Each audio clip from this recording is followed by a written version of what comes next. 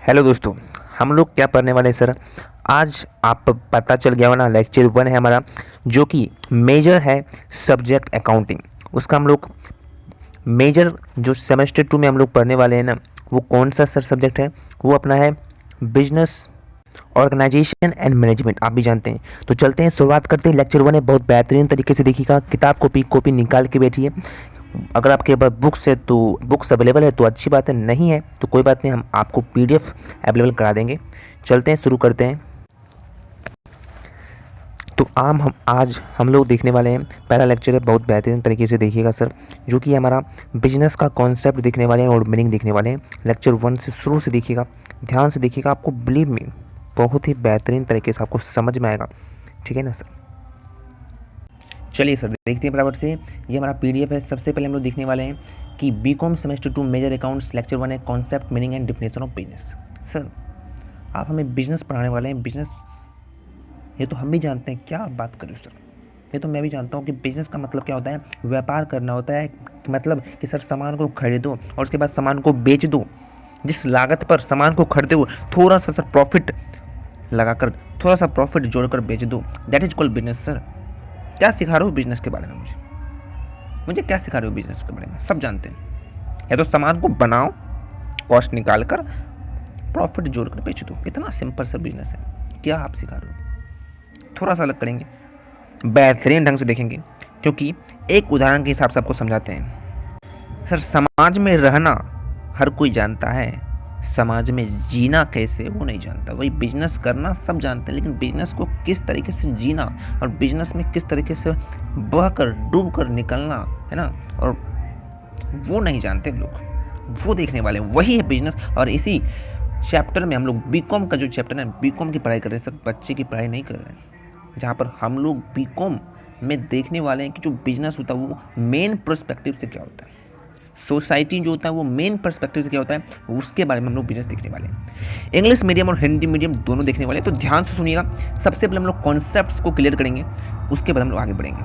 क्या बोल रहे हैं सर? ध्यान से सुनिएगा। जो बिजनेस कॉन्सेप्ट है, business is all around us. जो बिजनेस है वो हमारे चारों ओर है, सब कुछ चारों ओर है। सर, आप जिस स्क्रीन पर हमें देख रहे हो, हम क्या कर रहे हैं? बिजनेस कर रहे हैं सर। चारों ओर बिजनेस है, आपके चारों ओर देखिए, किताब कॉपी है। सर, कहाँ से खरीदो बिजनेस? कहाँ से खरीदो सर? आप मार्केट से खरीदो, दैट इज कॉल्ड बिजनेस। आपने पेमेंट किया है, आपने पेमेंट किया है ना सर, बिजनेस। आप आज कोई बोलेगा सर कि जो बिजनेस नहीं होता है, बिजनेस क्या है? बिजनेस नहीं होता है, बिजनेस कुछ नहीं है, सर गलत बोल रहा है। बिजनेस आज हर जगह बिजनेस है, आपके चारों ओर आप देखिए, हर जगह बिजनेस है। बिना बिजनेस का सर ये जो सृष्टि है ना वो नहीं चल सकती भाई, बोल रहा हूँ मैं आपको, है ना। और अपना तो सिलेबस भी बिजनेस का ही है ना। तो धंधा आपने जो जो घोड़ा होता है वो अगर घास से दोस्ती कर लेगा ना सर, तो खाएगा क्या? वही बात बोल रहा हूँ, है ना। तो हम कैसे बोल सकते हैं कि सर धंधा नहीं होता? हम कैसे बोल सकते हैं ना। तो जो बिजनेस होता है ना वो ऑल अराउंड होता है, हमारे ऑल अराउंड होता है, and it is the main spring होता है, प्रेरणा होता है मॉडर्न लाइफ का। बिना आज हर जगह बिजनेस आप देख रहे हो। मॉडर्न लाइफ में आधुनिक जो जीवन है उसमें पूरा का पूरा जो बिजनेस है वही टिका हुआ है, और वही एक बेस बन चुका है, वही ढाल बन चुका है। पहले नहीं था। पहले सर गेहूं के बदले चावल और चावल के बदले आटा लिया जा सकता था, और वो समाज था। अब आज का समाज है तो बिजनेस सब जगह है, but very few people understand its the true nature and its role in society. लेकिन कुछ ही गिने चुने लोग, हम और आप ही समझ सकते हैं बिजनेस को, और नहीं समझ सकता। The study of business is essential. जो स्टडी है बिजनेस का क्यों ज़रूरी है सर? ज़रूरी है हम अपने आप को for training one self for a career के लिए, अपने फ्यूचर करियर के लिए हमें बिजनेस जानना बहुत ही ज़्यादा अत्यधिक आवश्यक है। Study of the principle and the practice of business organisation help in understanding event. Sir, हम लोग समझ रहे हैं, ध्यान से सुनिएगा।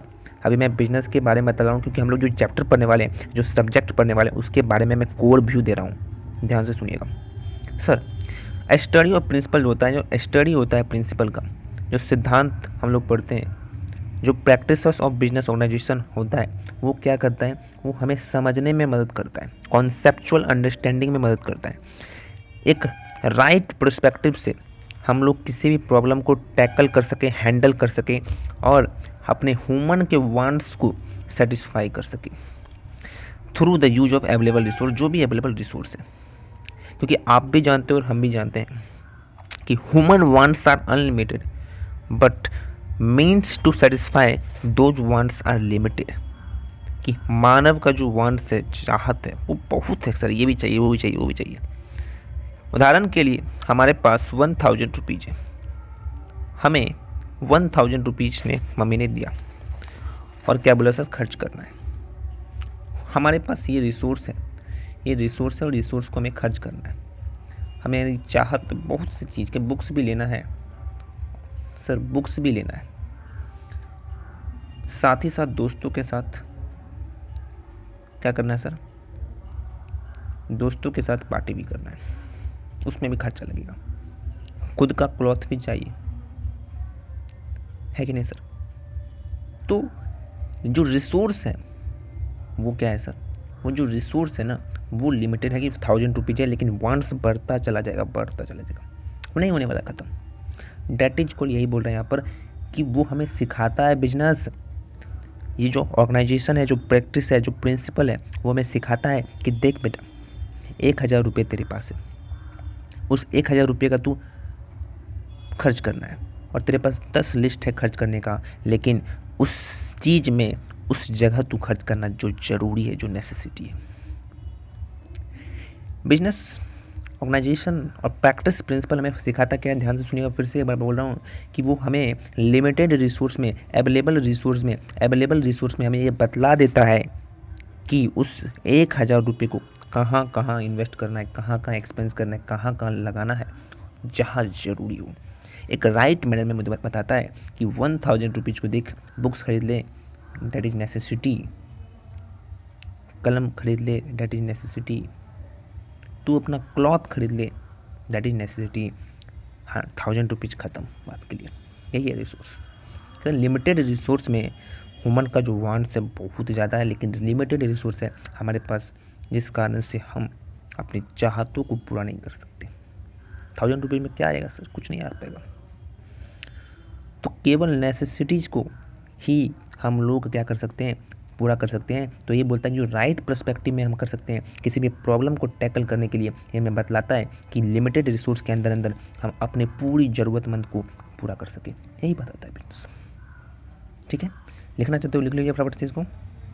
यहाँ पर क्या लिखेंगे, यहाँ पर क्या लिखेंगे सर, पेन लिखेंगे, और यहाँ पर क्या लिखेंगे, क्लॉथ्स लिखेंगे।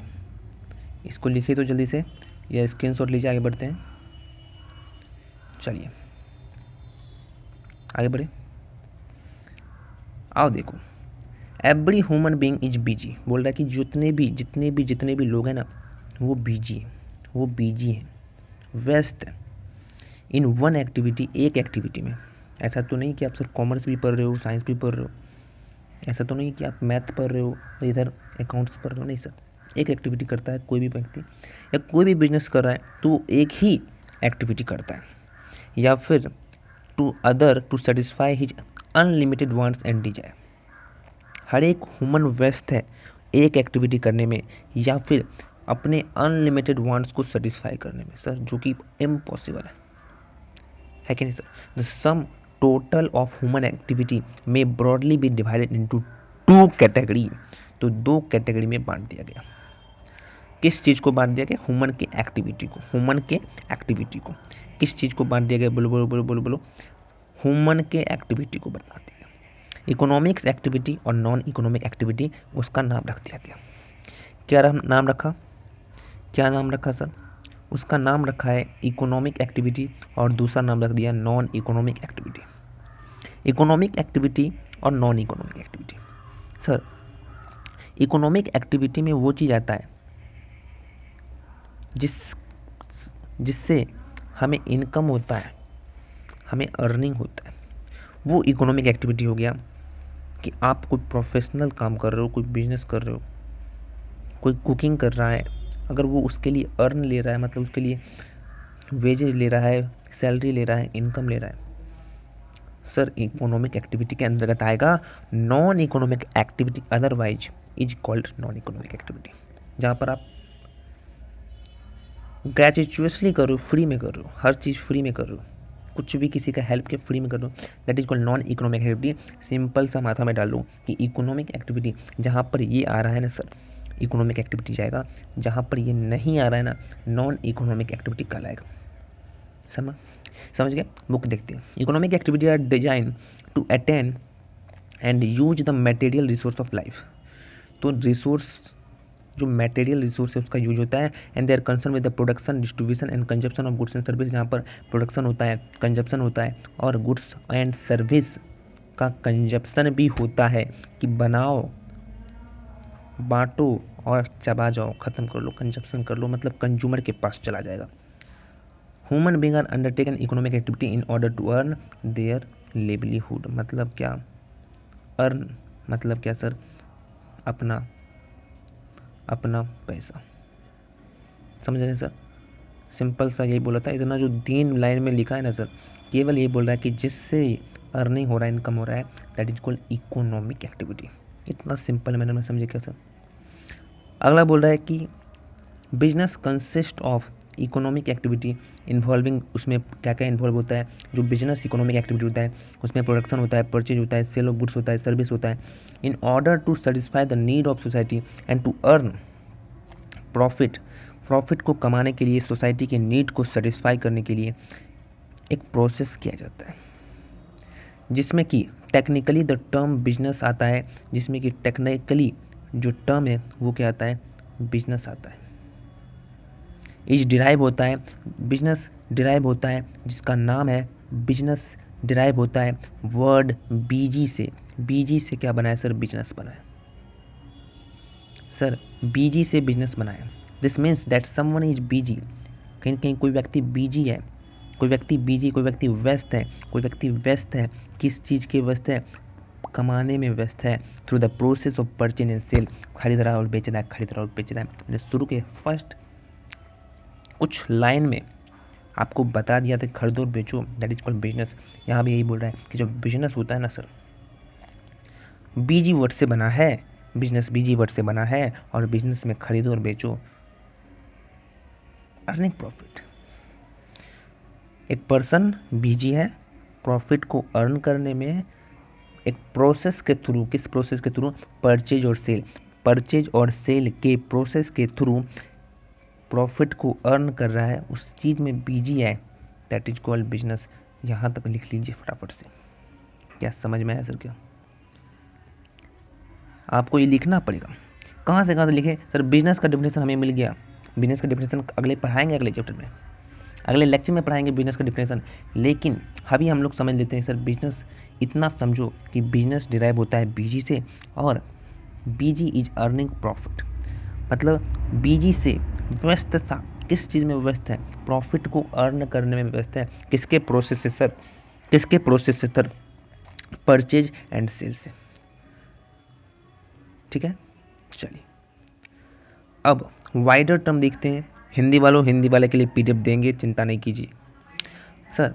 वाइडर सेंस में अगर बिजनेस को देखा जाए तो 3 बातें आती है, 3 4 5 बातें आती हैं। पहला बात है creating demand for the product और सर्विस। सर डिमांड क्रिएट करता है, प्रोडक्ट और सर्विस का डिमांड क्रिएट करता है परचेज और प्रोड्यूस करने से पहले। मैंने बोला ना सर, खरीदो, या तो खरीदो और बेचो बिजनेस, या बनाओ और बेचो बिजनेस। तो ये तो प्रोड्यूस करने से पहले या खरीदने से पहले पता तो होना चाहिए ना सर कि उस प्रोडक्ट की डिमांड कितनी है ना सर? उस प्रोडक्ट की डिमांड कितनी है। अगला क्या है sir? Production of goods and converting the economic resource into goods. अब उसके बाद क्या करता है? गुड्स का प्रोडक्शन करता है, पहले पता कर लेता है कि डिमांड कितना है। डिमांड पता करने के बाद प्रोडक्शन करते हैं गुड्स का और कन्वर्ट कर देते हैं इकोनॉमिक रिसोर्स में। इकोनॉमिक रिसोर्स जानते हैं, या तो गुड्स होगा या तो कोई सर्विस होगा, डिमांड पता करने के बाद। थर्ड इज कंटिन्यूअस रिसर्च करते रहते हैं एंड डेवलपमेंट करते हैं, इम्प्रूव करते हैं गुड्स की, सर्विस के क्वालिटी में, ताकि मार्केट में एग्जिस्टेंस बना रहे। उसके बाद चौथा है कि एक्टिविटी करते हैं to ensure that the goods and service not only reach the consumer, जो गुड्स और सर्विस है वो केवल व केवल कंज्यूमर तक ही नहीं पहुँची बल्कि वो सेटिस्फाई भी हो, कंज्यूमर लेकर पछताए नहीं बल्कि खुश हो, उसके नीड सेटिस्फाई हो, उनकी ज़रूरत संतुष्टि मिलेगी। सर कुछ तो मिला है किसको? कंज्यूमर को। जो कंज्यूमर है उसका जो नीड है वो सेटिस्फाई भी होना चाहिए। ऐसा नहीं कि सिर्फ गुड सर्विस भेज दिया मतलब का लगे, नहीं, ये 4 चीज़ होना चाहिए। चारों चीज़ को एक बार आप लोग लिख लीजिए। तो वैसे तो पीडीएफ तो देंगे सर, ठीक है, तो इसमें चिंता नहीं करना है, पीडीएफ मिलेगा, हमारे टेलीग्राम चैनल पर ज्वाइन कर लीजिएगा। ये सब 4 बातें देख लीजिए कि creating demand for the product and service before producing and purchase, demand को क्रिएट करो खरीदने और बनाने से पहले। दूसरा, प्रोडक्शन ऑफ गुड्स को प्रोड्यूस करो, इकोनॉमिक रिसोर्स में कन्वर्ट करो, 2 चीज़ में, गुड्स में बदलो या सर्विस में बदलो। तीसरा, कंटिन्यूस रिसर्च, टेक्नोलॉजी रिसर्च करते रहो, डेवलपमेंट करते रहो, इम्प्रूव करो क्वालिटी ऑफ गुड्स में, सर्विस में। और चौथा, एक्टिविटी करो और ये इंश्योर करो कि गुड सर्विस केवल बिक ही नहीं रहा है बल्कि उसके बिकने से, उसके कंज्यूमर के लेने से कंज्यूमर के नीड्स भी सेटिस्फाई हो रहे हैं। तो ये 4 बातें थी, इसको लिख लीजिए। हिंदी में जो बोला वो हिंदी में लिख सकते हैं, वैसे मैं हिंदी में दिखा रहा हूँ आपको। देखिए सर, पीडीएफ को नीचे गए तो यहाँ पर हिंदी में आ गया। हिंदी वालों के लिए भी सेम टू सेम लिखा, आप लोग पढ़ सकते हैं कि व्यवसाय हमारे चारों ओर यह आधुनिक जीवन का मुख्य स्रोत है जो बताया वही है, लेकिन बहुत कम लोग इसके वास्तविक स्वरूप का और समाज में इसकी भूमिका को समझते हैं। करियर के लिए स्वयं को प्रशिक्षण करने के लिए व्यवसाय का अध्ययन आवश्यक है। व्यावसायिक संगठनों के सिद्धांत और प्रथा को अध्ययन, घटनाओं को उनके सही परिप्रेक्ष्य में समझने और उपलब्ध संस्थाओं के उपयोग के माध्यम से मानवीय इच्छाओं का संतुष्ट करने की समस्या से निपटने की मदद करता है। निपटने में क्या करता है? मदद करता है। वही चीज़ लिखा हुआ है अगला, प्रत्येक मनुष्य अपनी असीमित इच्छाओं और इच्छाओं को पूरा करने के लिए किसी न किसी गतिविधियों में व्यस्त रहता है। मानवीय गतिविधियों के लिए कुल योग को मोटे तौर पर 2 श्रेणियों में विभाजित किया गया है, economic activity, non economic activity. आर्थिक गतिविधियां जिसका है, और दूसरा है गैर आर्थिक गतिविधियां। मिल जाएगा आपको। आर्थिक गतिविधियां जीवन के भौतिक संसाधनों को प्राप्त करने और उनके उपयोग करने के लिए डिजाइन की गई है। वे वस्तुओं और सेवाओं के उत्पाद, वितरण और उपभोग से चिंतित हैं। मनुष्य अपनी आजीविका कमाने के लिए आर्थिक गतिविधियां करता है।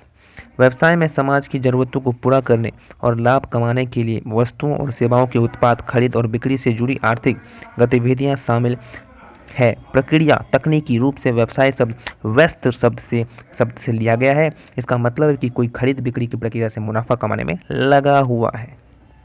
समझ गए? वैसे यहाँ पर हालांकि 4 बातें दिया हुआ है, यहाँ पर ये दिखना वही जो हिंदी में देखा वही इंग्लिश में भी आपको मिलेगा।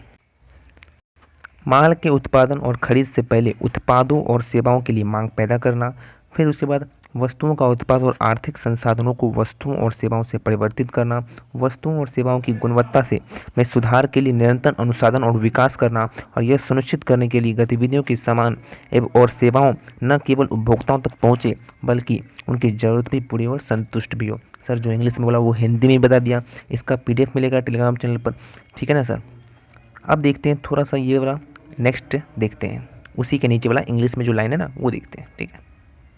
चलिए इसके नीचे वाला एक उदाहरण दे रहा है यहाँ पर कि for instance and shopkeeper runs his shop, a doctor operate his clinic, manager work in his office and lecture teaches in college to earn a living for himself, herself and for his और her family. तो जो shopkeeper है वो अपना business shop चला रहा है, doctor अपना क्लिनिक चला रहा है, मैनेजर काम कर रहा है ऑफिस में, जो लेक्चरर है वो टीचर है वो अपने कॉलेज में पढ़ा रहे हैं, तो उससे अर्न कर रहे हैं वह कोई भी व्यक्ति, और फैमिली को क्या कर रहे हैं? चला रहे हैं। और दूसरी तरफ नॉन इकोनॉमिक एक्टिविटी जो है, नॉन इकोनॉमिक एक्टिविटी कैरी करता है, कोई भी प्रॉफिट कैरी नहीं करता है, but on account of human sentiments, एक तरीके से चैरिटी हो, लव हो, प्रेम भाव से किया काम, सिंपैथी से किया है ना, देशभक्ति से किया, धर्म से किया, धार्मिक किया, ठीक है। तो इन सभी में नॉन इकोनॉमिक एक्टिविटी आता है, कोई अर्निंग नहीं करता है, केवल सिंपैथी के लिए, चैरिटी, लव, प्रेम भाव से कोई काम को किया। यहाँ पर एग्जाम्पल दिया है कि जैसे person goes to temple to offer his prayer, जो प्रेयर करते हैं, प्रार्थना करते हैं, काम करते हैं, मंदिरों में देखते हुए, तो वो सब नॉन इकोनॉमिक एक्टिविटी के अंतर्गत आता है। यही चीज़ हिंदी में लिखा है, दिखा देते हैं। तो ये देखिए, ये यहाँ पर हिंदी में है कि उदाहरण के लिए एक दुकानदार अपनी दुकान चलाता है, एक डॉक्टर अपनी क्लिनिक चलाता है, एक प्रबंधक अपने कार्यालय में काम करता है, एक व्याख्याता अपने और अपने परिवार के आजीवन कमाने के लिए एक कॉलेज में पढ़ाता है। दूसरी ओर गैर आर्थिक गतिविधियां पैसा कमाने के लिए नहीं बल्कि दान, प्रेम, सहानुभूति, देशभक्ति और धर्म आदि मानवीय भावनाओं के कारण की जाती है। उदाहरण के लिए व्यक्ति प्रार्थना करने के लिए मंदिर जाता है, तो वह नॉन इकोनॉमिक एक्टिविटी कहलाता है। तो यहाँ पर हम लोग क्या देखा, एक तो देखा इकोनॉमिक और दूसरा देखा नॉन इकोनॉमिक एक्टिविटी।